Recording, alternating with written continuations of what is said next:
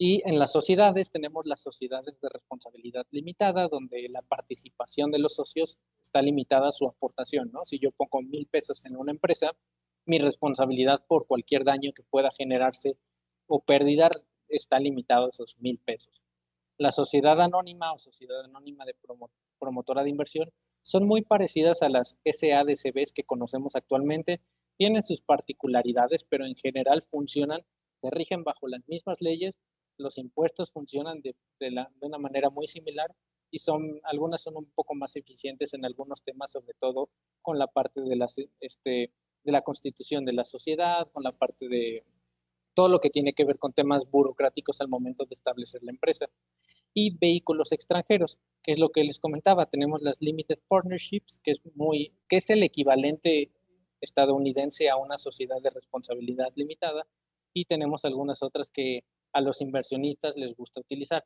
Esto se da porque muchos inversionistas de capital privado aquí en México son extranjeros o traen sus recursos desde el extranjero, vienen en representación de gente que tiene lana fuera del país, y al no conocer o al no estar familiarizado con lo que sucede aquí en México, pues deciden utilizar este tipo de instrumentos que son más conocidos.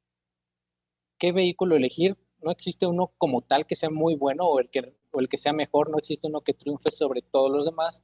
Lo que se tiene que considerar es cuánto cuesta establecerlo, cuáles son los aspectos fiscales que les comentaba, quién es el inversionista, que también es lo que mencionaba, si es extranjero, si es nacional.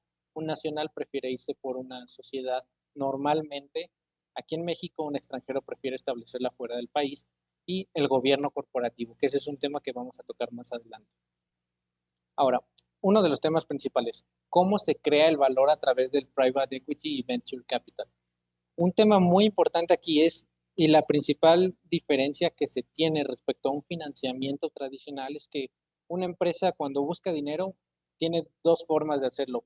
O los dueños inyectan capital directamente, o van con el banco y le piden lana. Si una empresa va con el banco y le pide dinero para que le ayude a financiar proyectos de expansión, les ayude a realizar las necesidades que tiene la empresa, el banco te dice, ok, te presto a tal tasa y me vas a estar pagando mensualmente tanto dinero hasta que se acabe el crédito y listo, ¿no? Ya, si nos va bien, pues no nos volvemos a ver.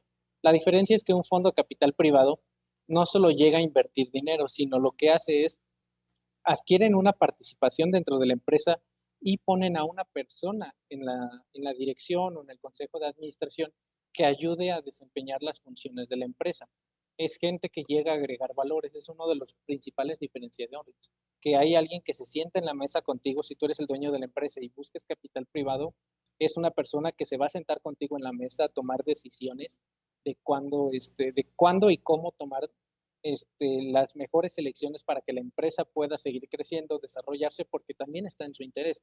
Él es dueño de una parte de la compañía, y si a la empresa le va mal, él muy probablemente no recupere su dinero, por lo cual ellos buscan agregar valor. Ellos son de las partes más interesadas en que la empresa le vaya bien, entonces buscan sumar.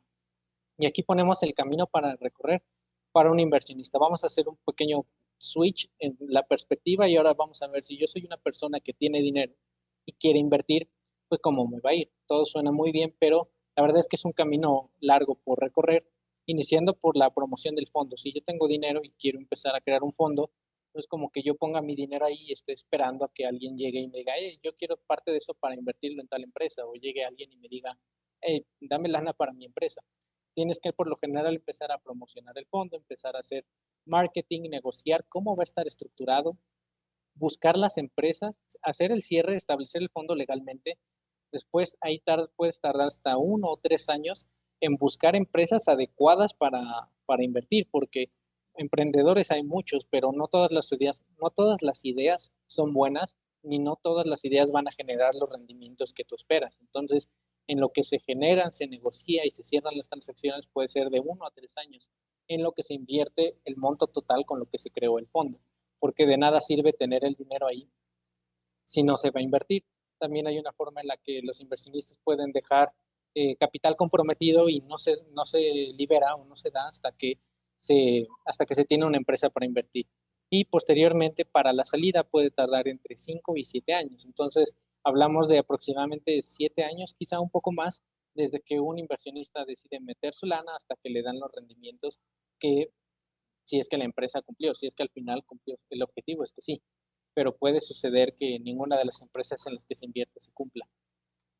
Los aspectos relevantes en las estrategias de salida son las valuaciones, el IPO, que es la oferta pública inicial, la adquisición la adquisición de la empresa por un jugador estratégico ya dentro de la industria, o un leveraged buyout o una compra apalancada. También tiene que ver el posicionamiento estratégico, la forma en la que se va a expandir la empresa en la que se le está invirtiendo. Un tema muy importante es el emprendedor y el equipo, quién está desarrollando la idea, que sea alguien a quien le interesa llevar a cabo que la empresa crezca. Y los riesgos, debe de haber disciplina financiera, tiene que establecerse métricas para obtener flujos de operación, flujos de efectivo, cumplir con márgenes de rentabilidad e indicadores de desempeño. La creación de valor se da a través de estas etapas, perdón. La originación, que es cuando se tiene una idea por parte de un inversionista y empiezan a crecer y es cuando empiezan a buscar capital.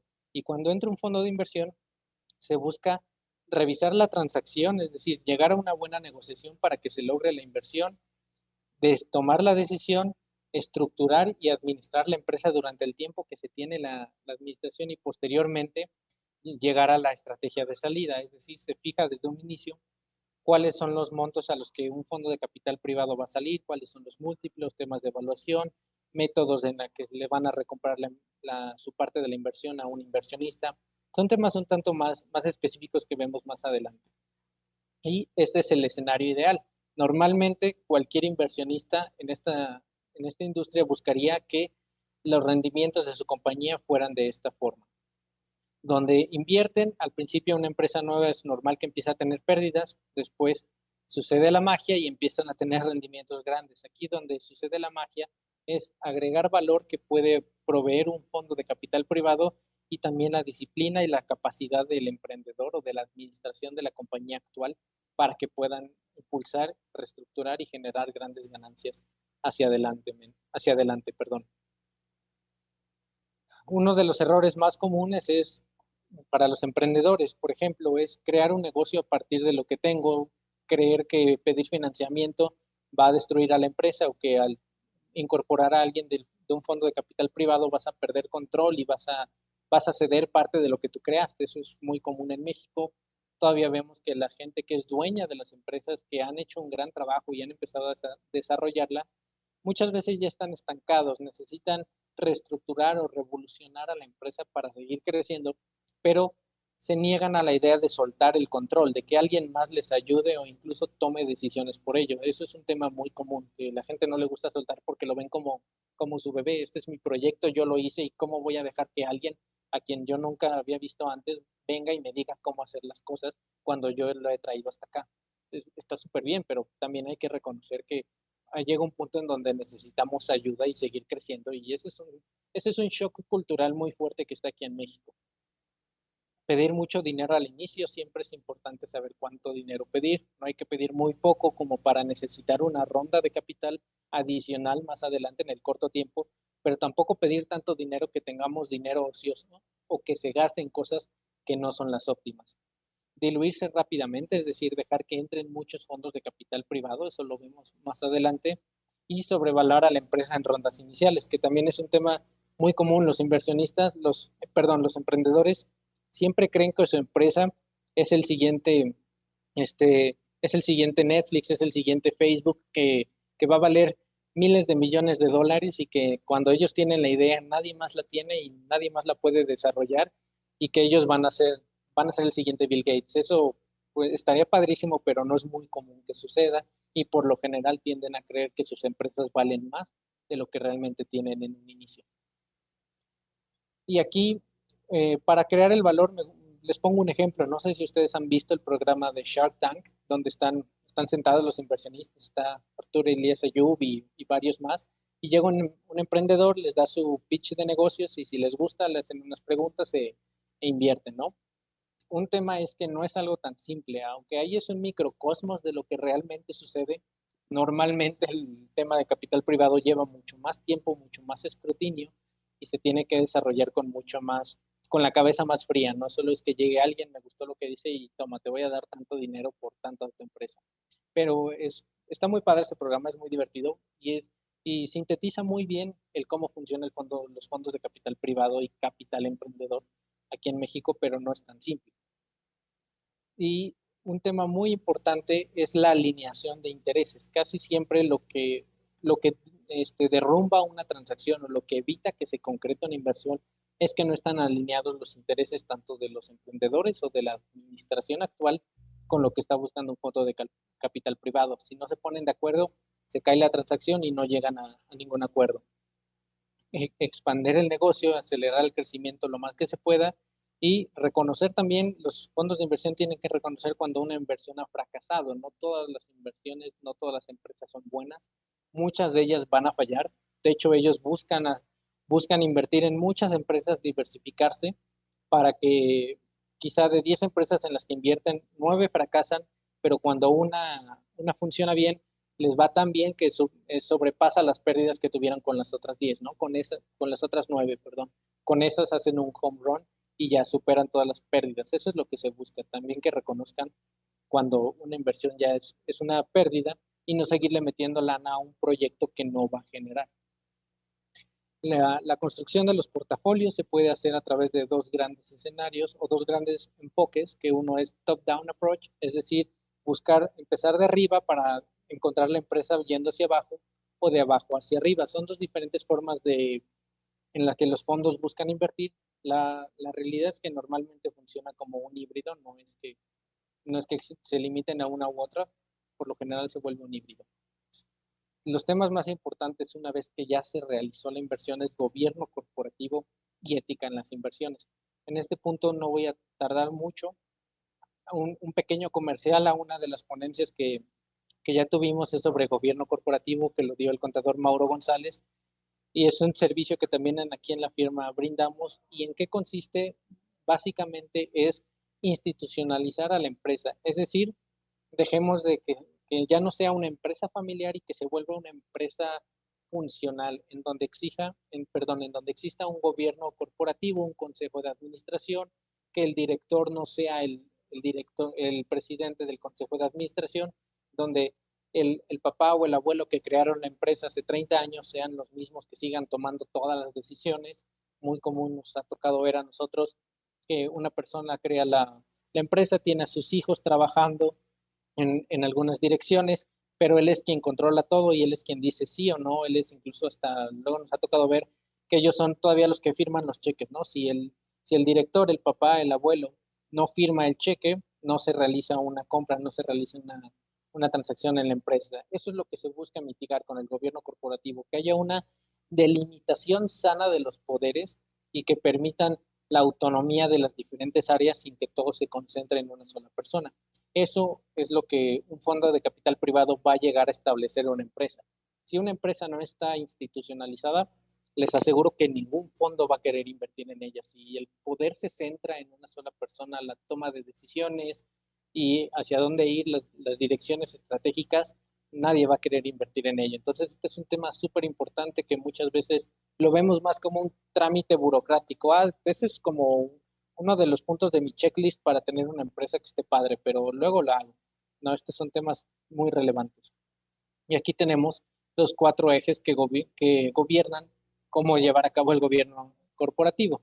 Valga la redundancia, que es la estrategia, el por qué debe de haber un gobierno corporativo y el por qué existe la empresa, la gente y la organización, quién va a estar dirigiendo la empresa, quién va a estar tomando decisiones clave y quién tiene poder de veto para las decisiones que se buscan tomar, cuáles son los procesos, tener procesos muy bien definidos, que existan elementos suficientes para evitar que existan fraudes en la empresa, que no se estén llevando a cabo bien la, los procesos que busca generar la empresa. Es decir, cuando buscas un proveedor, que no eliges de proveedor para tu empresa a tu cuate que tiene otra empresa y que te está dejando las cosas, que si tú le das el negocio, él te da una mochada de lo que se ganen porque tú estás eligiendo el proveedor.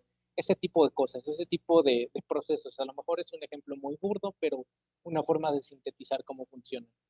Y la tecnología, que es otro tema muy importante que también tenemos gente muy experimentada en este tema, establecer aquí en la firma, cómo establecer procesos tecnológicos correctos, cómo establecer un buen software para la firma, un buen ERP, cómo llevar los servicios de la compañía a la nube, cómo generar todo esto. Son parte o elementos que logran que una empresa se desarrolle de la forma adecuada. La metodología consiste en la institucionalización de las mejores prácticas, inducción al modelo de gobierno corporativo, operación y acompañamiento y sucesión, que ese es un tema también muy importante. ¿Qué pasa cuando el director general de la empresa ya no pueda rendir sus funciones? Ya sea porque decida retirarse o porque sufre algún accidente. Esperemos que eso no suceda con las empresas que ustedes puedan tener, pero si por cualquier cosa queda incapacitado el director, ¿quién está preparado para tomar el mando? ¿Quién puede seguir dirigiendo el barco sin que choque y se hunda, ¿no? Ese es un tema súper importante que luego muchas empresas no lo tienen visualizado, ¿no? ¿Qué pasa si el director general o los directores generales se van y ya no tienen cómo seguir operando? Y la ética en las inversiones, que la ética lo resumimos ahorita en la parte de los negocios, pero en general para todos los aspectos aplica, ¿no? Y aquí les traigo una pequeña cita de Porter Stewart, que era este, un político estadounidense muy famoso que trabajó para hacer muchos cambios en Wall Street y él permitió y ayudó a desarrollar todos estos elementos para la élite de las finanzas que se conoce como Wall Street, que dice que la ética es la diferencia entre saber qué es lo que tienes derecho a hacer y qué es lo que tienes que hacer. Más bien, qué es lo que está bien hacer y qué es lo que tienes derecho de hacer. Perdón. Y en el ámbito profesional, la ética nos afecta tanto en la conducta profesional, lo que nosotros realizamos como profesionales, como con nuestros clientes. En las inversiones, los general partners, que son quienes están encargados de las inversiones, deben de tener un deber fiduciario, que es manejar el dinero como si fuera propio, y algunos ejemplos de fraudes en las empresas que se pueden dar si no existe un gobierno corporativo y procesos correctos si no existe ética, como ventas infladas, pasivos subrepresentados o desempeño operativo o sobre representado. ¿Cómo prevenir un fraude? Muchas de las etapas previas a realizar una transacción es realizar un due diligence intensivo de la empresa en donde se busca invertir, tanto financiero, fiscal, operativo, tecnológico, que son otro de los servicios que nosotros realizamos aquí en la firma y que esos los llevo yo también, el tema de due diligence financiero. Y una vez dentro que se realiza la inversión, tenemos la supervisión constante, auditorías externas e independientes, auditorías internas, procesos y controles en general de cómo operar la empresa. Estructura y rendimientos. Los value drivers para el financiamiento es la institucionalización, la estructura de capital de la compañía y la profesionalización, implementar controles y procesos, eficiencias, el crecimiento orgánico e inorgánico y el arte de cómo alinear los intereses. Algunos de los motivadores principales son los LPs o Limited Partners, son quienes establecen la estrategia de inversión. Ellos deciden hacia dónde se debe de invertir su dinero. Los General Partners, su principal motivador y lo que buscan alinear ellos es el carried interest, que es el dinero del rendimiento de las inversiones que se generen. Les va a tocar una parte a ellos y es lo que principalmente les motiva, una buena compensación allá, adicional al sueldo que tienen. La administración de la empresa se puede alinear los intereses de la administración a través de compensaciones basadas en el desempeño, una compensación variable, no solo pagar un sueldo fijo, sino que darles compensaciones basadas en qué también está desempeñándose la empresa, y employee stock options, que es darles la opción a adquirir parte de las acciones de las empresas. Y de los empleados, una compensación también basada en desempeño y con resultados. Aquí tenemos algunas estrategias de los fondos o algunas formas en las que están estructurados. No todos los fondos invierten en las mismas etapas de las empresas. La principal y la que vemos, si ustedes recordarán el programa de Shark Tank, ellos están como la primera categoría que se les denomina Friends, Family and Fools, porque solo tus amigos, la familia y los tontos te dan dinero para iniciar una empresa en la que nadie sabe cómo le va a ir. Es una forma en la que se refieren, pero lo dicen porque es muy, muy riesgoso. Es decir, yo te estoy dando tanto dinero, pero es muy probable que ese dinero jamás lo vuelva a ver, porque incluso cuando prestan el dinero aquí es simplemente una idea, ni siquiera hay nada materializado. Y posteriormente se empiezan a formalizar, va a institucionalizar la forma en la que se va invirtiendo. Después se vuelve venture capital o capital semilla, capital de riesgo, private equity, que es cuando una empresa ya lleva mayor tiempo en el mercado, ya tiene un producto desarrollado, ya tiene una base de clientes. Y el financiamiento mezanín, que es un híbrido entre deuda y capital, que también es un tema súper interesante, que también nosotros hemos ayudado a algunos clientes con estos temas y podría ser una sola presentación completita de lo que es mezanín. Me podría aventar otra hora hablando solo de este tema de lo interesante que es. Aquí está una estructura general de cómo es el fondo, cómo están estructurados los limited partnership, el fideicomiso, quiénes son los que pueden estar invirtiendo, el comité de las inversiones, las empresas y al final aquí tenemos a las empresas sobre las cuales se invierten. Aquí tenemos algunos temas ya un tanto más técnicos de cómo funcionan los economics de un fondo o los temas sobre los cuales se miden los rendimientos. El management fee, que son las comisiones de administración, rendimientos preferentes, un término que le denominan catch-up para aquellos inversiones o rendimientos que van escalando, el carried interest para los general partners, que son quienes administran, las comisiones de estructuración, que esto también los pagan los inversionistas. Muchas veces se les devuelve en forma de un retorno de preferred return, dependiendo de cómo se estructure. Los gastos operativos, que todo esto sale de la lana que ponen los inversionistas, se van cobrando todos estos, excepto los rendimientos, que esos ya vienen de las estrategias de salida cuando un negocio sale rentable.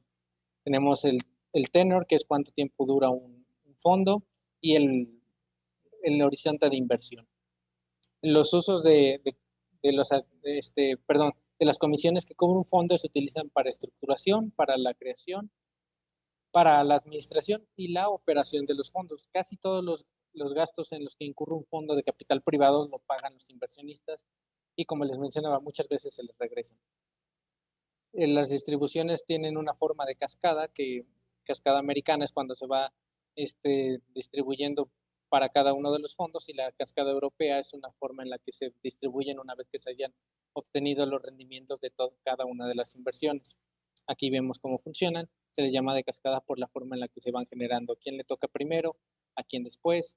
Y así de esta forma se van hasta llegar al General Partner. Por lo general, el General Partner es el último que recibe dinero de la inversión, pero si le sale bien, puede recibir una muy buena cantidad. Aquí se ve cómo está distribuida una distribución de cascada europea y cómo se cuantifican los rendimientos. Son temas un tanto ya más técnicos, los puse aquí porque creo que es interesante que los vean y salvo que Alo me corrija estas presentaciones, se les pueden hacer llegar, ustedes los pueden tener. Entonces, si quieren analizar esto con mucho más calma, aquí tienen todo de cómo ver cuáles son los múltiplos para medir los rendimientos de un fondo de inversión.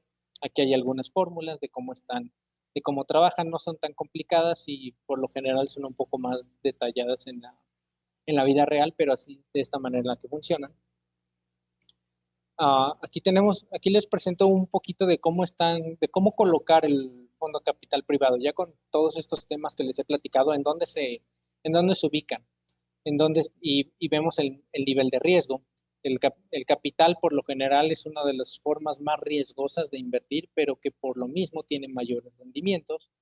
La deuda bancaria tiene menos riesgos, pero también tiene menos rendimientos. Esto viéndolo desde el punto de vista de un banco.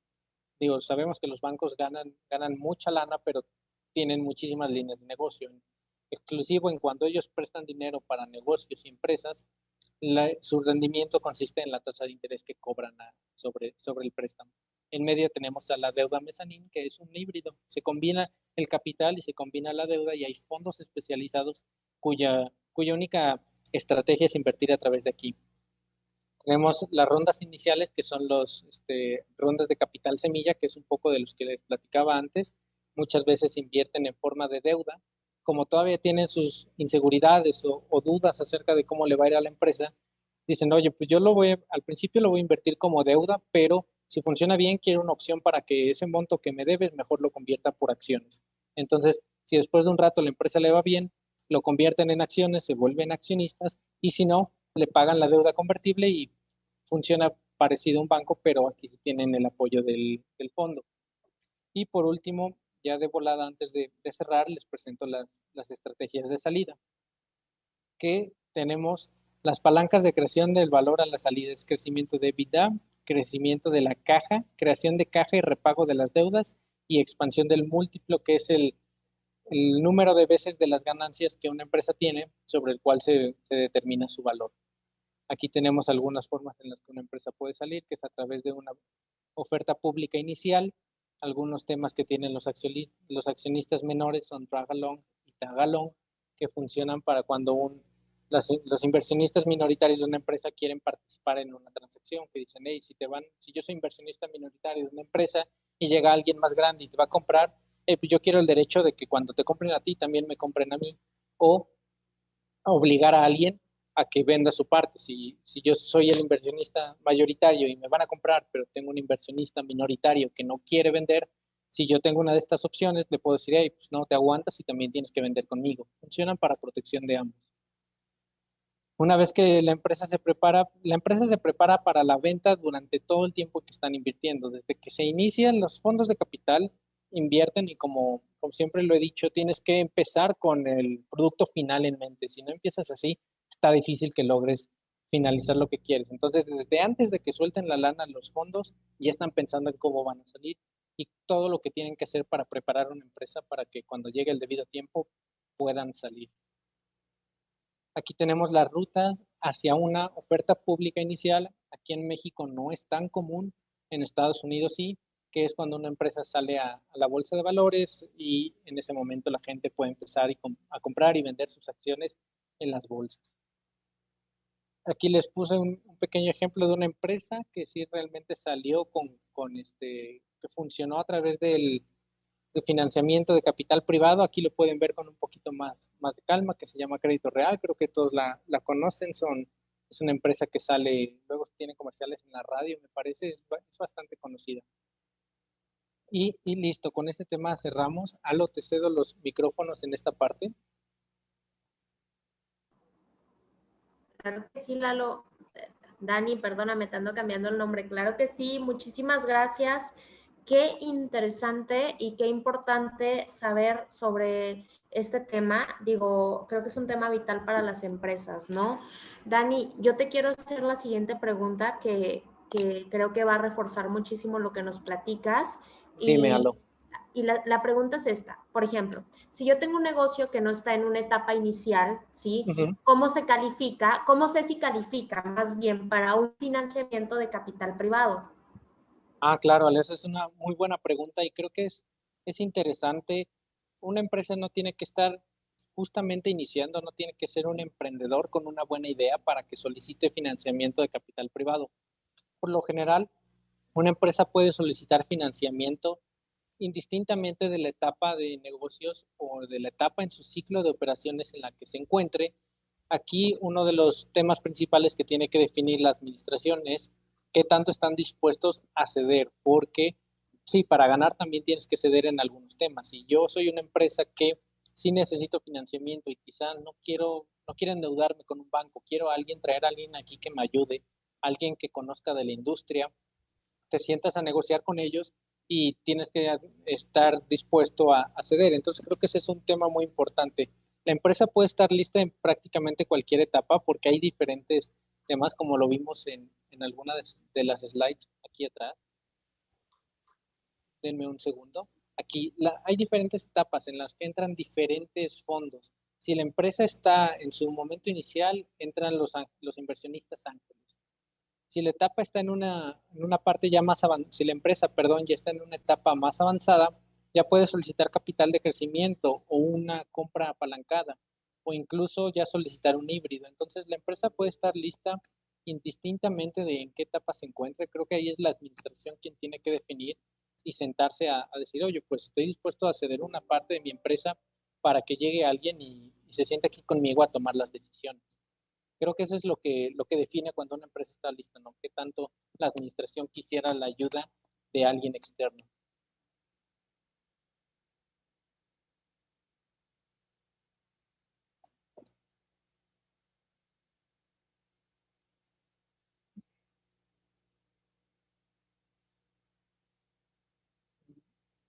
¿Aló? ¿Me escuchas?